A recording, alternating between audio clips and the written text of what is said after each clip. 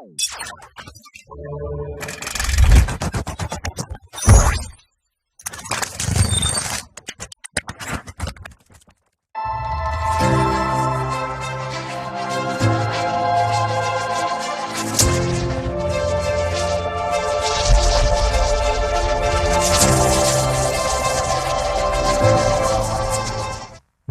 தொலைக்காட்சி நேயர்கள் அனைவருக்கும் அன்பு வணக்கம்.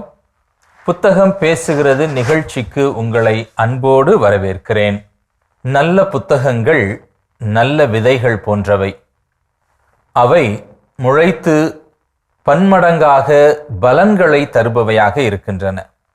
இத்தகைய நல்ல புத்தகங்களை விதைக்கக்கூடிய விதைப்பவர்களை, நூல் ஆசிரியர்களை அறிமுகம் செய்வதுதான் புத்தகம் பேசுகிறது என்கிற இந்த நிகழ்ச்சி. அந்த வகையில் இன்று நம்மோடு அரங்கத்தில் இணைந்திருப்பவர் முனைவர் ஜெயராஜ் தானியேல் அவர்கள். புதுச்சேரி என்று சொல்லப்படக்கூடிய பாண்டிச்சேரி பகுதியிலே முத்தையால்பேட்டை பங்கைச் சேர்ந்தவர் முனைவர் ஜெயராஜ் தானியேல்.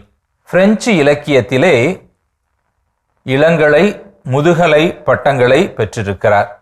கம்பேரட்டிவ் லிட்ரேச்சர் என்று சொல்லப்படக்கூடிய ஒப்பீட்டு இலக்கியத்தில் முனைவர் பட்டம் பெற்றவராகவும் இருக்கிறார். முனைவர் பட்டத்திற்கு பின்பான ஆராய்ச்சியிலே யுஜிசி போஸ்ட் டாக்டரல் ரிசர்ச் அவார்டையும் 1999 ஆண்டு 2000 ஆண்டிலே அந்த விருதினையும் பெற்றவராக இருக்கிறார். பிரெஞ்சு பேராசிரியராக ஏறக்குறைய 35 ஆண்டுகள் பணியாற்றிய அனுபவம் பெற்றிருக்கிறார். தான் பணியாற்றிய அந்த ராதாகிருஷ்ணன் அரசு கலை கல்லூரியிலேயே இறுதியில் முதல்வராகவும் பணி பொறுப்பேற்று அதன் பிறகு பணி ஓய்வு பெற்றிருக்கிறார். ஏறக்குறைய 150க்கும் மேலான ஆராய்ச்சி கட்டுரைகளை பல்வேறு சர்வதேச இதழ்களில் எழுதிய அனுபவம் பெற்றவராக இருக்கிறார். நிறைய கான்ஃபரன்சஸ், செமினார் என்று தன்னுடைய இந்த அனுபவ ஆராய்ச்சி கட்டுரைகளை பலருக்கும் பயனுள்ள விதத்திலே கொடுப்பவராக இருக்கிறார். மிக குறிப்பிட்டு சொல்ல வேண்டுமென்றால், புதுவை பரணி என்னும் சிற்றிதழில், அருளமுது என்னும் மாத இதழில், விடியல் இலக்கிய இதழ் என்கிற இதழ்களிலெல்லாம் ஆசிரியருடைய கட்டுரைகள் தொடர் கட்டுரைகளாக வந்திருக்கின்றன. பிரெஞ்சு மொழியில் தேர்ந்ததனாலேயே என்னவோ நிறைய பிரெஞ்சு மொழி புத்தகங்களை தமிழில் மொழிபெயர்க்க உறுதுணையாக இருந்திருக்கிறார். குறிப்பிட்டு சொல்ல வேண்டுமென்றால், மார்சல் பாஞ்சோல் எழுதிய டொபாஸ் என்கிற புத்தகத்தை தமிழில் மொழிபெயர்த்திருக்கிறார். இது ஒரு நாடக புத்தகமாக இருக்கிறது. French Tamil idioms and phrases என்று ஒரு கம்பெண்டியமாக ஒரு புத்தகத்தை வெளியிட்டிருக்கிறார். புதுமை பித்தனின் 7 சிறுகதைகளை பிரெஞ்சு மொழியில் மொழிபெயர்த்து அதை ஒரு நூலாக வெளியிட்டிருக்கிறார். இலக்கியத்திற்கான நோபல் பரிசு பெற்ற முதல் ஸ்வீடன் பெண்மணியான செல்மா லேகர்லா அவர்கள் எழுதிய சென்ட் வெரோனிகாஸ் கர்ச்சீஃப் என்கிற ஆங்கில நாவலை புனித வெரோனிகாவின் கைக்குட்டை என்று தமிழில் மொழிபெயர்த்திருக்கிறார். ஆசிரியர் அவர்கள் மொழிபெயர்த்திருக்கிற நூல்களின் எண்ணிக்கையும் மிகப்பெரிய பட்டியலாக இருக்கிறது. பாரதியார் பாடல்களை பிரெஞ்சு மொழியில் மொழிபெயர்த்ததிலே ஆசிரியரும் உடனிருந்து சில கவிதை தொகுப்புகளை பிரெஞ்சு மொழியில் மொழிபெயர்த்து கொடுத்திருக்கிறார் என்பது இன்னும் சிறப்பு. இவ்வாறு பிரெஞ்சு, தமிழ் ஆகிய 2 மொழிகளிலும் புலமை பெற்றவராக மிகச்சிறப்பாக இந்த இலக்கிய படைப்புகளை உருவாக்கி கொடுப்பவராக கைதேர்ந்தவராக இருக்கிறார் என்று சொன்னால் அது மிகையல்ல. இத்தகைய அனுபவமிக்க ஆசிரியர் முனைவர் ஜெயராஜ் தானியேல் அவர்களை மாதா தொலைக்காட்சியின் குடும்பத்தின் சார்பாக அன்போடு வருக வருக என வரவேற்கிறேன். வணக்கம் ஐயா. இன்று நமது நிகழ்ச்சிக்கு 2 நூல்களை எடுத்துக்கொள்ளுகிறோம். ஒன்று, ஜெயராஜ் தானியேல் அவர்கள் எழுதிய அதிமேதாவிகள் என்னும் சிறுகதை தொகுப்பு. இரண்டாவது, நான் ஏற்கனவே சொன்னது போல தமிழாக்கம் செய்யப்பட்ட புனித வெரோனிகாவின் கைக்குட்டை. இந்த அதிமேதாவிகள் புத்தகத்தை 2024ஆம் ஆண்டு வெளியிட்டிருக்கிறார்கள். புதுச்சேரியை சார்ந்த மிஷன் பதிப்பகத்தார் இந்த புத்தகத்தை வெளியிட்டிருக்கிறார்கள். ஏறக்குறைய 43 சிறுகதைகள். கதை என்று சொல்லுகிற பொழுது எல்லாமே கதைகள் அல்ல, சில காரியங்கள் அவருடைய வாழ்வில் நடந்த நிகழ்வுகளையே ஒரு கதையாக பதிவு செய்திருக்கிறார் என்று சொல்லலாம். ஆக இது ஒரு அனுபவ பாடமாகவும் இருக்கிறது. 43 கதைகள் 103 பக்கங்களை கொண்டதாக இந்த புத்தகம் வெளிவந்திருக்கிறது. இந்த புத்தகத்தின் விலை இதில் 150ற்கு போடப்பட்டிருக்கிறது.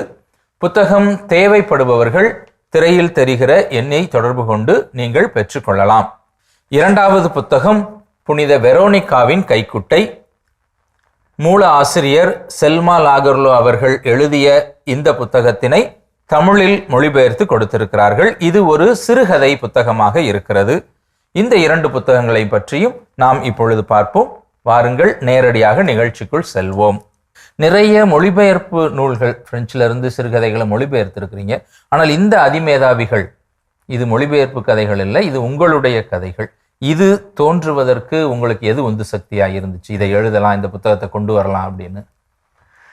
நான் இந்த புத்தகம் வெளியிடுவதற்கு முன்னாடி சர்வவியாவில் ஒரு விக்டர் ஹியூகோ எழுதின ஒரு கதையை மொழிபெயர்த்து கொடுத்துருக்குறேன். அவங்க அதை பப்ளிஷ் பண்ணாங்க.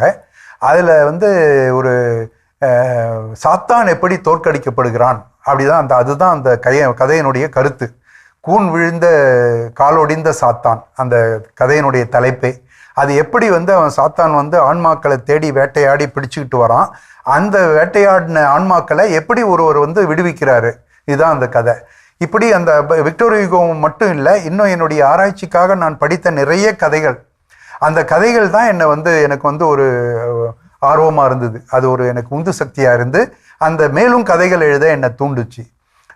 அந்த கதைகளை படிக்கும் பொழுதும் அதை எப்படி வடிவமைக்கப்பட்டிருக்கிறது, அதனுடைய ஸ்ட்ரக்சர் எப்படி இருக்குது அப்படின்லாம் பார்க்கும் பொழுது எனக்கு கதை எழுதுகிற ஆர்வம் இன்னும் அதிகமாச்சுது.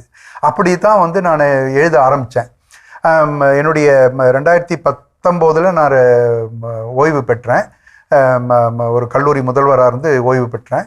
ஓய்வு பெற்றதுக்கப்புறம் எப்படி பயனுள்ள விதத்தில் என்னுடைய ஓய்வு நேரத்தை செலவிடலாம் அப்படின்னு நான் நினைக்கும் பொழுது, சரி நம்ம எழுதுவோமே அப்படின்னு சொல்லிட்டு எழுதினேன். அப்போ சர்வவியாபின்ற பத்திரிகை நமக்கு பாண்டிச்சேரியில் மிஷன் ப்ரெஸ்லேருந்து வருது. அது எல்லாருக்கும் தெரியும். அந்த பத்திரிகையில் எனக்கு எழுதுறதுக்கு ஒரு வாய்ப்பு கிடைச்சிது. அது ஒரு பேரெடுத்து அருளானந்தம் அடிகளார் தான் எனக்கு ஊக்கப்படுத்தினார். அவர் ஊக்கப்படுத்தி நான் அதை எழுத தொடங்கினேன். உங்களுடைய கதைகளில் மிகவும் பாராட்டுதலுக்குரிய விஷயம் என்ன அப்படின்னு பார்த்தோம்னா, கதைகளுக்கு கூடாகவே விவிலிய வசனங்களை நீங்கள் சேர்த்து கொடுத்துருக்குறீங்க. ஒரு கதையில் போகும்பொழுது ஒரு கதை மாந்தர்கள் பேசுகிற பொழுது கூட விவிலியத்தில் இப்படி சொல்லியிருக்குதே, நீ இப்படி செஞ்சுருக்கிறையே அப்படின்னு உரையாடல்களில் மிக சுலபமாக விவிலியத்தையும் சேர்த்து ரொம்ப அருமையாக கொடுத்துருக்குறீங்க. அதுவே வாசிக்கிற அந்த வாசகர்களுக்கு ஒரு நம்பிக்கையை கொடுப்பதாகவும் இருக்கிறது. சாதாரண ஒரு கதை அப்படின்னு இல்லாமல் நம்ம வாழ்க்கையில் இது மாதிரி நிகழ்வு நடக்கும் பொழுது இந்த விவிலிய வசனங்கள் நமக்கு எப்படி உதவுது அப்படின்னு சொல்லுகிற அளவிற்கு அந்த வகையில் ரொம்ப அருமையாக கொடுத்துருக்குறீங்க. 43 கதைகள். 43ஐயும் பார்க்காவிட்டாலும் ஒரு சில கதைகளை நேயர்களோடு நாம் இப்போ பார்க்கலாம். புத்தகத்தில் எடுத்துங்களேன். முதல் கதை ஏறும் போரும், முதல் பக்கத்தில் இருந்தே நீங்கள் கொடுத்துருக்குறீங்க. அந்த கதையை பற்றி அது என்ன சொல்லுது, அதிலிருந்த நாம் கற்றுக்கொள்ளக்கூடிய விஷயங்கள் என்ன, அதை பற்றி சொல்லுங்களேன். நான் கதை எழுத தொடங்கும்போது எனக்கு உள்ளுக்குள்ளே எனக்கு இந்த மறைபரப்பு பணின்றது ஒரு சிந்தனையில் இருந்தது. இதுவும் ஒரு மறைபரப்பு பணியாக இருக்கணும் அப்படின்ற ஒரு நோக்கத்தில் நான் கதை எழுத தொடங்கினேன். நான் என்னுடைய மூத்த சகோதரர் ஃபாதராக இருந்தார். ஃபாதர் வில்ஃப்ரெட் ஆரோக்கியம் டேனியல். அவர் வெள்ளூர் டயசிஸில் ஃபாதராக இருந்தார். அவர் இப்போ இல்லை. அவருடைய அடிச்சுவட்டை பின்பற்றி நான் ஏதாவது ஒரு காரியம் செய்யணும். ஏன்னா குடும்பத்தில் அவர் ஃபஸ்ட்டு சைல்டு, நான் லாஸ்ட்டு சைல்டு. அப்போ முதல் மகனும் கடைசி மகனுமா இருக்கும்போது முதல் மகன் இல்லை.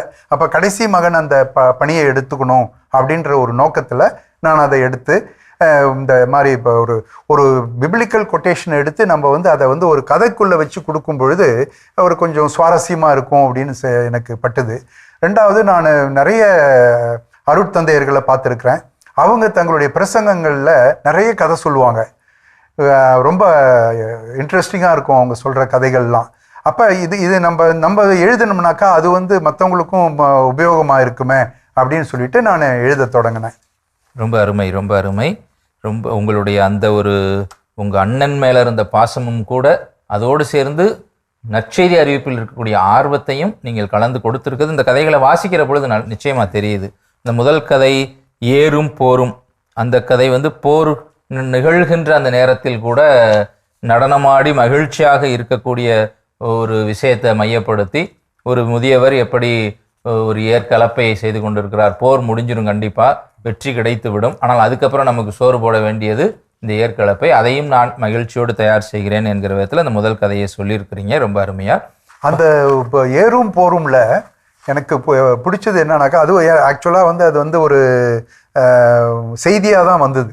அந்த கதையினுடைய கரு செய்தியாக வந்தது. அதை கொஞ்சம் நான் வந்து விலாவரியாக கொஞ்சம் சொல்லியிருக்கிறேன். கொஞ்சம் என்னுடைய கற்பனையையும் சேர்த்து சொல்லியிருக்கிறேன். உக்ரைன் போரை வந்து நடந்தது, வீரர்கள் நடனமாடினார்கள் அப்படிங்கிற அந்த செய்தியை வச்சு அந்த ஒரு விவசாயத்துக்கு இவங்க எவ்வளோ முக்கியத்துவம் கொடுக்குறாங்க. விவசாயம் தான் வந்து நாட்டினுடைய முதுகெலும்பு அப்படின்னு சொல்றாங்க இல்லையா. அது போல இவர் வந்து போர் பாட்டுக்கு போர் நடக்கட்டும், அதனால நம்ம வந்து மனசு உடைஞ்சு இருந்துடக்கூடாது. நமக்கு அடுத்தது போர்ன்றது அப்படியே தொடர போறது கிடையாது. போர் வந்து நம்ம கையிலையும் கிடையாது, ஆண்டவருடைய கையில. அப்ப ஆண்டவருடைய கையில அதை ஒப்படைச்சிட்டு நம்மளுடைய வேலையை பார்ப்போம், அடுத்ததான் நம்ம என்ன செய்யலாம் போர் முடிஞ்ச உடனே அப்படின்னு. அவர் அப்படி துன்பத்திலையும் இன்பம், அடுத்தது துன்பத்தோட துவண்டு விடாமல் அதை வந்து நம்ம அடுத்த ஸ்டெப்பு எப்படி எடுத்து வைக்கிறது அப்படின்றத அவர் சொல்ற மாதிரி அந்த கதையை அமைச்சிருக்கிறேன். ரொம்ப அருமை, ரொம்ப அருமையாக கொடுத்துருக்குறீங்க. நம்ம இன்னொரு கதையும் பார்க்கலாம். 15வது கதை மகிழ்ச்சியின் ரகசியம், 29ஆம் பக்கத்தில் கொடுத்துருக்குறீங்க. நான் வந்து நிறைய பேர்கிட்ட பழகும் பொழுது அவங்க வந்து நம்ம பெரும்பாலும் நான் அந்த பிரிவினை சகோதரர்கள்கிட்ட பழகும் பொழுது அவங்க வைக்கிற சில குற்றச்சாட்டுகள் அல்லது ஒரு கிரிட்டிசிசம், இது வந்து எனக்கு வந்து உள்ளூர எப்பொழுதும் வேலை செஞ்சுக்கிட்டே இருந்தது. அது குறிப்பாக இந்த பாவ சங்கீர்த்தனம் நீயே ஒரு மனுஷன், நீ போய் இன்னொரு மனுஷன்கிட்ட சொல்றதா அப்படின்ற ஒரு கொஸ்டின் வந்து அவங்க எழுப்புனாங்க. அது என்னுள்ள வந்து என்னை டிஸ்டர்ப் பண்ணிக்கிட்டே இருந்தது. அதுக்கப்புறம் நான் வந்து திருவிவிலியத்தை படித்து அதை நான் கொஞ்சம் விளங்கிக்கிட்டேன். நான் விளங்கிக்கிட்டனுடைய வெளிப்பாடு தான் இந்த கதை மகிழ்ச்சியின் ரகசியம். எப்படின்னாக்கா, இப்போ வந்து அருங்கொடை மாநாடு நடக்குது. எல்லாருமே அருங்கொடை மாநாடு போகிறது கிடையாது, தியானத்துக்கு போகிறது கிடையாது. ஏதோ அந்த போகிறவங்களில் வந்து ஒரு மனத்தாங்களோட போவாங்க, ஒரு துன்பத்தோட கஸ்தியோட போவாங்க. அப்போ அந்த கஸ்தியோட போகிறவங்களுக்கு என்ன கிடைக்குது அதில் அப்படின்றது. அப்போ அங்கே தியானத்தில் மகிழ்ச்சியின் ரகசியம்ன்ற தலைப்பில் ஒரு அருட்தந்தையர் வந்து பிரசங்கம் செய்கிறாரு. அந்த பிரசங்கத்தினுடைய ஜிஸ்டை தான் நான் வந்து கதையை ஆக்கிட்டேன், அதனுடைய கருத்தை அப்படியே இதுவாக்கிட்டேன். அதில் லேவியர் ஆகமத்தில் 19வது அதிகாரம் இறைவசனங்கள் 20லேருந்து 22. அதுக்கப்புறம் வந்து புதிய ஏற்பாட்டிலையும் இயேசு சீடர்கள் மேல் ஊதி தூய ஆவியை பெற்றுக்கொள்ளுங்கள், எவருடைய பாவங்களை நீங்கள் மன்னிப்பீர்களோ அவை மன்னிக்கப்படும், எவருடைய பாவங்களை மன்னியாதிருப்பீர்களோ அவை மன்னிக்கப்படா அப்படின்னு சொல்றதையும் சேர்த்து ஒரு கதையாக்கிட்டேன். அந்த இதுக்கு வந்து மகிழ்ச்சியின் ரகசியம் வந்து மகிழ்ச்சி தேடி தான் ஒருத்தர் போறாரு. ஒரு ஐடி கம்பெனியில் வேலை செஞ்சுட்டு அவர் வேலை போயிட்டு அந்த ஒரு துன்பத்தோட துயரத்தோட அவர் போறாரு. கடைசியில் அவர் வந்து ஒரு மனமகிழ்ச்சியோட வீட்டுக்கு வர்றாரு. நேரடியாக கடவுள்கிட்ட நானே சொல்லிக்குவனே அப்படிங்கிற எண்ணம் பலருக்கும் இருக்கலாம். ஏன் இன்னொரு குருவிட்ட போய் அறிக்கையிடணுங்கிறது. ஆனால் இதுதான் திரு அவையில் கிறிஸ்துவே நமக்கு கொடுத்திருக்கக்கூடிய ஒரு சட்டமாக உள்ள அமைப்பு முறையாக இருக்கிறதுங்கிறது அந்த விவிலியம் மேற்கொள்ள. இது வந்து விவிலியம் செல்லும் செய்தி. இது நடந்த நிகழ்வு அந்த அருங்கொடை நிகழ்வோடு இணைத்து அதை ஒரு சுவாரஸ்யமாக ரொம்ப அருமையாக அதில் சொல்லியிருக்கிறீங்க. மேலும் அவங்க வந்து சில பேர் என்ன சொல்லுவாங்க, நம்ம போய் சொல்றதும் போது ஒரு மனிதன் இன்னொரு மனிதன்கிட்ட சொல்றது இல்லை பாவத்தை. இதுக்கு வந்து நம்ம சாதாரண வாழ்க்கையிலே பார்த்தோம்னா, இப்போ நான் என்னுடைய நண்பர்கள்கிட்ட, ரொம்ப நெருங்கிய நண்பர்கள்கிட்ட என்னுடைய துன்பத்தை பகிர்ந்துக்குவேன், ஏன் நான் செஞ்ச தவறுகளை கூட பகிர்ந்துக்குவேன் நெருங்கிய நண்பனாக இருந்தா. அப்போ அந்த மாதிரி நோக்கத்திலையும் இதை பார்க்கலாம் இல்லையா? அப்போ இந்த கதையை நான் கொஞ்சம் விரிவாக தான் எழுதினேன். ஆனால் சர்வவியாபியில் எனக்கு கொடுக்கப்பட்டிருந்தது ஒரு காலம் தான். அந்த காலத்தில் ஒரு மேக்சிமம் ஒரு 150-200 வார்த்தை தான் இருக்கணும் அப்படின்ற அந்த ஒரு கட்டுப்பாட்டினால கொஞ்சம் சுருக்கமாக இது பண்ண முடிஞ்சுது. இந்த கதைகளை வாசித்து கொண்டிருந்த பொழுது வழக்கமாக கேட்ட ஒரு பழமொழி, வைக்கோல் உட்கார்ந்த நாய் மாதிரி என்னை தொந்தரவு பண்ணுறேன்னு வழக்கமாக சொல்லுவாங்க. நீயும் சாப்பிட மாட்ற, அடுத்தவங்களையும் சாப்பிட விட மாட்டேன். ஆனால் இந்த விஷயத்துக்கு அந்த பழமொழிக்கே ஒரு ஒரு விளக்கத்தை கொடுப்பது போல அந்த வைக்கோலுக்கு காவல் அப்படிங்கிற அந்த கதைக்குள்ள ஒரு விளக்கமே சொல்லியிருக்கிறீங்க. ரொம்ப அருமையா. நீங்களே அதை மக்களோட விளக்கி கொண்டால் நன்றாக இருக்கும். 65வது பக்கத்திலே வைக்கோலுக்கு காவல். வைக்கோலுக்கு காவல்ன்றது இந்த கதை எழுதுறதுக்கு என்ன தூண்டியது என்னுடைய நண்பர்னு சொல்றதுக்கு கூட என்னுடைய ஒரு சகோதரர்னு சொல்லலாம். டெப்டி செக்ரட்டரியா இருந்தார். அவர் ரொம்ப நேர்மையான மனுஷன், கையூட்டு வாங்காதவர். அவரை போல ஒரு நேர்மையான மனிதனை பார்க்கவே முடியாது. அவருடைய அனுபவத்தை என்கிட்ட ஒரு நாள் சொன்னார். அவர் சொன்ன அதுக்கப்புறம் அவரை பற்றிய எதிர்மறையான விமர்சனங்களையும் நான் கேட்டேன். இந்த ஆள் என்னப்பா இவனும் தின்ன மாட்டாங்கிறான், நம்மளும் தின்ன விட மாட்டேங்கிறான் அப்படின்னு, வைக்க போருக்கு நாயை காவல் வச்சா மாதிரி இவனை வச்சிருக்கிறாங்க இங்கே அப்படின்லாம் ரொம்ப மட்டமாக பேசுவாங்க அவரை பற்றி. அப்போ நான் உள்ளுக்குள்ளே நினச்சிக்கிட்டேன் இதே. ஆனால் அவர் பேர் சுப்பிரமணிய பாரதியாக இருந்தாலும் அவர் பைபிள் படிப்பார். பைபிள் வாசகங்களை எனக்கு சொல்லுவார். அவர் வீட்லேயும் எல்லாரும் படிப்பாங்க. பைபிள் அவங்களுக்கு பைபிள் இல்லாமல் வாழ்க்கையே இல்லைன்ற மாதிரி அவங்க படிப்பாங்க. அவர் ஒரு அவருடைய அனுபவத்தை என்கிட்ட சொல்லும் பொழுது அதைத்தான் நான் கதையாக்கிட்டேன். ஒரு எப்படி கையூட்டு பெறாத ஒரு நேர்மையான மனிதனாக இருக்கிறாரு அப்படின்னு சொல்லிட்டு. ஏன்னா இன்னைக்கு பல நேரங்களில் நான் வீடுகள்லையே ஒரு அரசு அதிகாரி கிறிஸ்தவர் நேர்மையாக இருக்கிறாருன்னா சொந்த மனைவியோ சொந்த பிள்ளைகளோ கூட நீங்கள் பிழைக்க தெரியாமல் இருக்கிறீங்க, மற்றவங்கெல்லாம் ஊர் உலகத்தை பாருங்க, அவங்கெல்லாம் எப்படி சம்பாதிக்கிறாங்க அப்படிங்கிற ஒரு எண்ணம் பறந்துபட்டு வந்துக்கிட்டு இருக்கு. ஒரு நேர்மையான வாழ்க்கைங்கிறது அதுக்கு கிறிஸ்தவராக இருக்கணும்ன்றது இல்லை. யாராக இருந்தாலும் ஒரு அதிகாரத்தில் இருப்பவர்கள் அந்த அதிகாரத்தில் நேர்மையாக உழைத்தால் இந்த சமூகத்தில் எவ்வளோ பெரிய மாற்றங்கள் நடக்கும். கையூட்டு வாங்கிட்டு வேலை முடிக்கிறதுங்கிறது எளிமையாக தெரிஞ்சாலும் கூட அது எவ்வளோ பெரிய பாதிப்புகளை ஏற்படுத்துங்கிறது இந்த சின்ன கதையில் அதை ரொம்ப அழகாகவே சொல்லியிருக்கிறீங்க. கையூட்டு கொடுத்ததுனால இன்னொருவர் எப்படி பாதிக்கப்படுகிறார், அவர் திரும்ப நேர்மையான அதிகாரி அணுகுகிற பொழுது எப்படி சரி செய்யப்படுகிறதுங்கிற அந்த ப்ராப்ளத்தை சொன்னீங்க, சொல்யூஷன், அதோடு விவிலிய பின்னணி, இது எல்லாத்தையுமே ரொம்ப அருமையாக சொல்லியிருக்கிறீங்க. மிக அருமையாக வந்திருக்கிறது. இந்த 43 கதைகளும் கதைகள் என்று சொல்வதை விட வாழ்க்கைக்கான அனுபவ பாடங்களாக இருக்கின்றன. இன்னும் ஒரே ஒரு கதை வேணா பார்த்துட்டு நம்ம இந்த புத்தகத்தை முடிக்கலாம். 35வது கதை விடுப்பு குறித்து உங்களுடைய பகிர்வு சொல்லுங்களேன். இன்றைய காலகட்டத்தில் இளைஞர்கள் எல்லாருமே காதலுக்கு உட்படுகிறார்கள். அப்படி காதலுக்கு உட்படும் பொழுது சில நேரத்தில் அதில் வெற்றி பெறுகிறார்கள். ஆனால் தோல்வி பெறும் பொழுது அவங்க படுற கஷ்டம், அவங்க படுற வேதனை, இதையெல்லாம் ஒரு யங் மேன், என்னுடைய ஸ்டூடெண்ட், அவருக்கு மூலமாக நான் அதை பார்த்துட்டு அப்போ தான் நான் அவருக்கு cheer up my boy அப்படின்னு சொல்லுவேன். அவரை எப்போ பார்த்தாலும் அவரை பார்க்கும் பொழுதுலாம் cheer up my boyன்னு சொல்லுவேன். அவரை இந்த நான் சொல்கிறது காலேஜ் பருவத்தில் அப்போ சொன்னேன். அவரை ரொம்ப நாள் கழித்து ஒரு வேலையில் சேர்ந்துட்ட பிற்பாடு ஒரு நாள் அவரை திடீர்னு சந்தித்த போது அவர் ரொம்ப விசனத்தோடு இருக்கிறத பார்த்தேன்.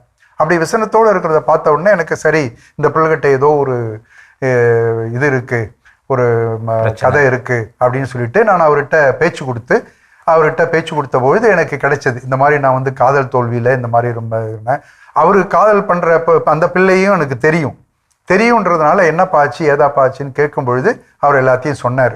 சொல்லும் பொழுது தான் cheer up my boy அப்படின்னு நான் சொன்ன பொழுது அவர் கொஞ்சம் சுதாரிச்சுக்கிட்டார். சார் நீங்கள் அப்போ சொன்னது சார் இப்போ சொல்கிறீங்க சார், எனக்கு ரொம்ப மகிழ்ச்சியாக இருக்குது சார், நான் இது தோல்வியில் கண்டு தோழ மாட்டேன் சார் அப்படின்னு சொல்லிட்டு அப்புறம் நான் அப்போ தான் சொல்லுவேன் அவர்கிட்ட, பைபிளில் என்ன சொல்லியிருக்குது பாருப்பா, நீ என்ன காதலே தான் பெருசுன்னு நினச்சிட்டு இருக்கிற, நம்மை படைத்த இறைவன் நம் மீது முடிவில்லாத அன்பு கொண்டிருக்கிறார். அவர் நம் மீது அன்பு கொண்டு தம் மகனை நம் பாவங்களுக்கு கழுவாயாக அனுப்பினார் என்பதில் தான் அன்பின் தன்மை விளங்குகிறது அப்படின்னு 1 யோவான் 4வது அதிகாரம் 10வது வசனத்தை அவருக்கு சொன்னேன். அப்போ அவர் கொஞ்சம் அதை இது பண்ணி அது அவருடைய வாழ்க்கைக்கு ஒரு பேருதவியாக இருந்ததுன்னு பிற்பாடு என்கிட்ட சொல்லியிருக்கிறாரு. அதை கதையாக்கிட்டேன். ரொம்ப ரொம்ப அருமையாக இருக்கிறது. மீண்டும் ஒரு முறையாக இந்த சிறுகதைகளை கொடுத்திருக்கக்கூடிய உங்களுக்கு வாழ்த்துக்களை தெரிவித்துக் கொள்கிறேன். நாம் இந்த நிகழ்ச்சியின் அடுத்த புத்தகத்திற்கு போவோம். வெரோனிகாவின் கைக்குட்டை 2022 இந்த மொழிபெயர்ப்பு நூலை வெளியிட்டிருக்கிறீங்க. இந்த மொழிபெயர்ப்பு நூலை வெளியிட்டவர்களும் மிஷன் அச்சகத்தார், புதுச்சேரியை சேர்ந்தவர்கள். 72 பக்கங்கள், மொத்தமாக 72 பக்கங்களில் இந்த நாவலானது வெளிவந்திருக்கிறது. இந்த சிறுகதையானது இதன் விலை ரூபாய் 50 இருக்கிறது. இந்த புத்தகம் தேவைப்படுபவர்களும் திரையில் தெரிகிற எண்ணிற்கு தொடர்பு கொண்டு பெற்றுக்கொள்ளலாம். வெரோனிகாவின் கைக்குட்டை, இது வாசிக்கும் பொழுதே நமக்கு தவக்காலம், சிலுவை பாதை நிலைகள் இது எல்லாம் கண்ணு முன்னாடி வந்துடுது. நிச்சயமாக அந்த இயேசுவின் முகம் பதித்த துணி அது நம்ம கண் முன்னாடி வருகிறது. அதை மையப்படுத்தி தான் அந்த கதையும் இருக்குது. நான் சொல்வதை விட நீங்கள் அந்த மூல கதையையும் வாசித்திருக்கிறீங்க, அதை அப்படியே தமிழில் மொழிபெயர்த்திருக்கீங்க. ஆசிரியருடைய எண்ணங்கள் எதுவாக இருக்கிறது, அதை எப்படி இதில் பிரதிபலிச்சிருக்காரு, நேயர்களோட பகிர்ந்து கொள்ளுங்களேன்.